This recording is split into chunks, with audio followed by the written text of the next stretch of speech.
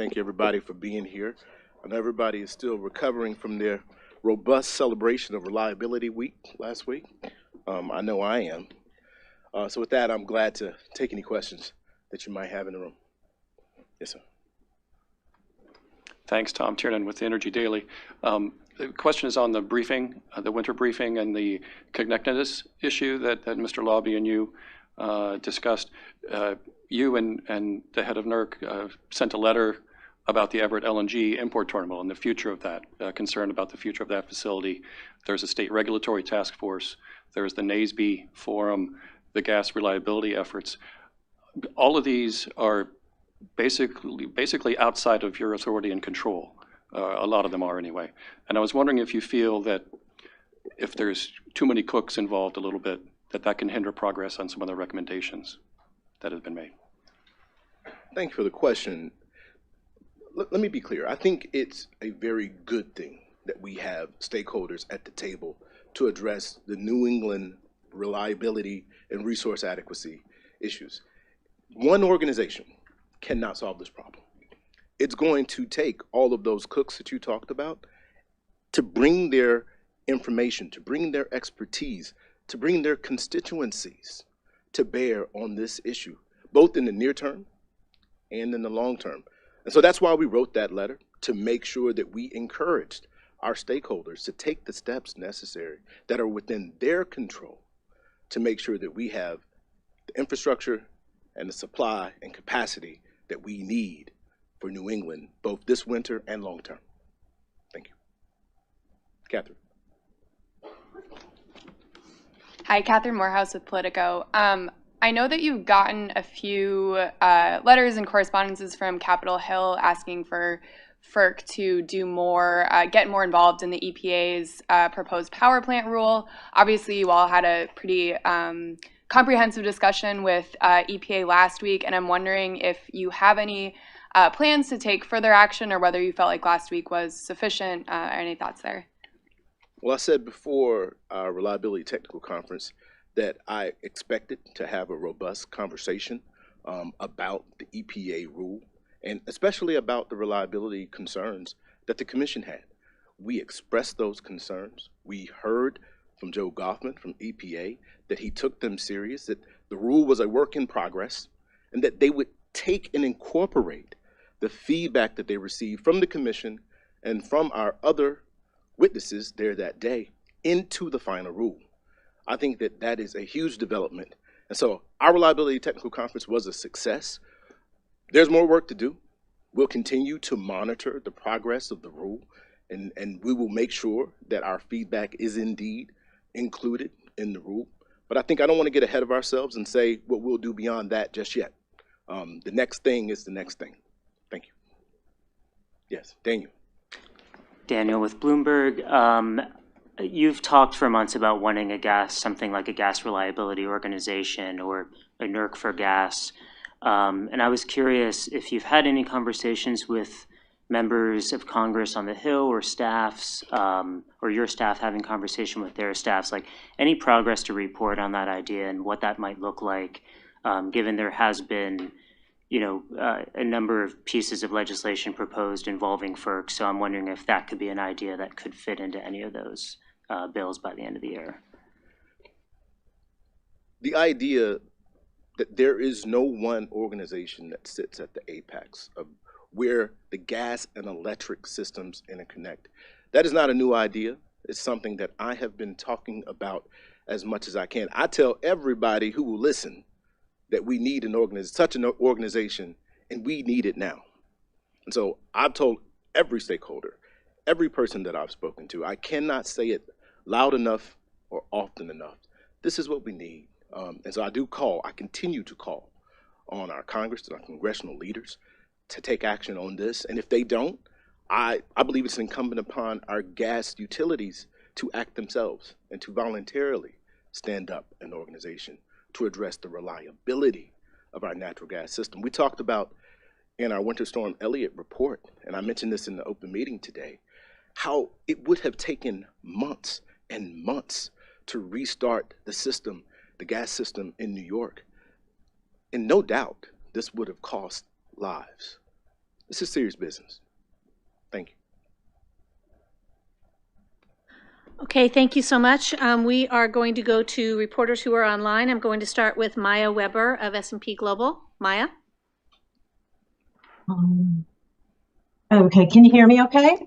Yes, we can. Oh, okay, thanks. Earlier this spring, you held a roundtable on environmental justice, and at that time, after that, you had talked about issuing a guidance to provide some clarity for the regulated community, and that might be helpful also for the affected communities. Can you give some sense on where that stands, if that's something you're still planning to issue, what the timing might be, or something like that? Well, you have excellent timing. I just had a meeting with our Chief Counsel on Environmental Justice and Equity, Conrad, where we talked about where we are in that process. We had the roundtable at the end of March, beginning of April. We have comments that we've received. We're going through those comments. We're discussing internally with our teams here, both in OGC and all of the cross offices that have impact on environmental justice activities. We look forward to providing some public-facing guidance in the very near future, hopefully in the beginning of next year. But it's something that is still top of mind and a top priority.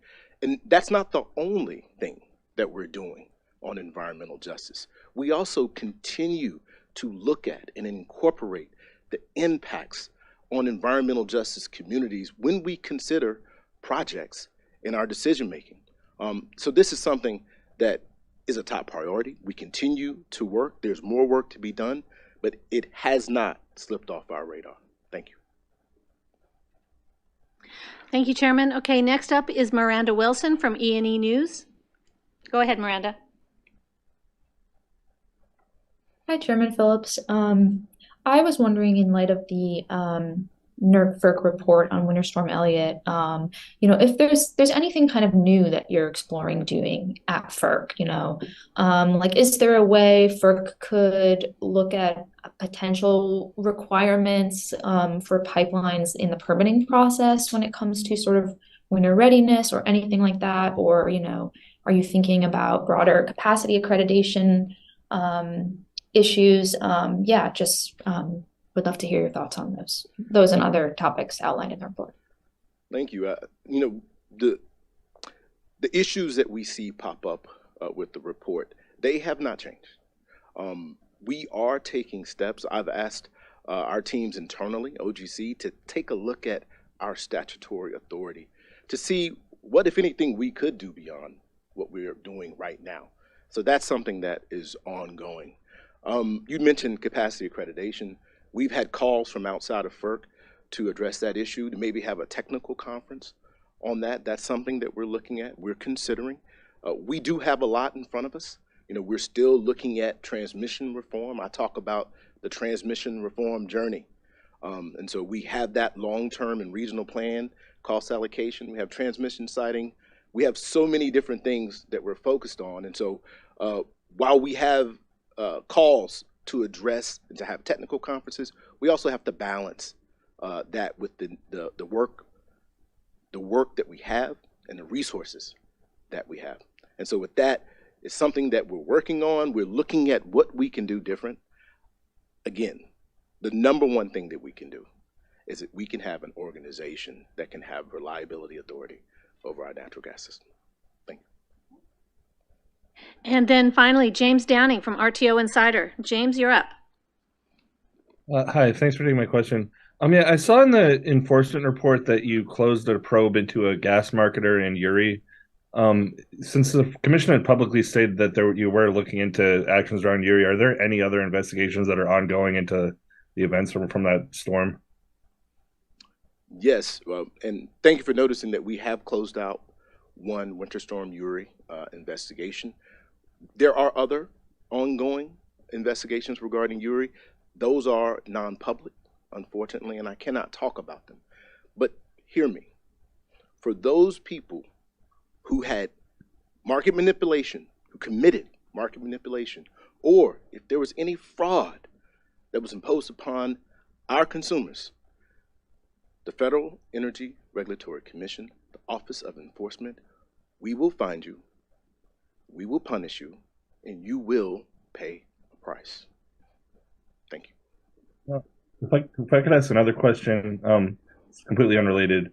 DOE has new guidance out on the NEPA, kind of making exemptions for clean energy and transmission. Is that going to impact FERC at all? As I'm thinking, especially you have the NHTSA rules coming up and transmission siting. How will that impact anything at FERC, if at all? I mean, I'm aware of the report that you mentioned.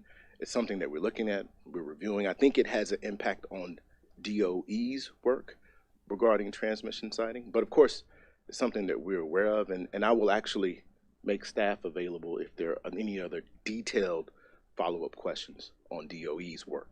Thank you. Thank you. Okay, not seeing any more questions. I think that's pretty much it.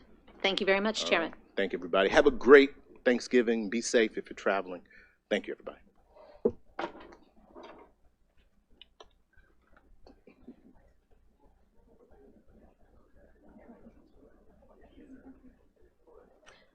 Okay, any other questions, please contact us. Do you have questions of staff? I think we lost quite a few, so I don't know who's still here.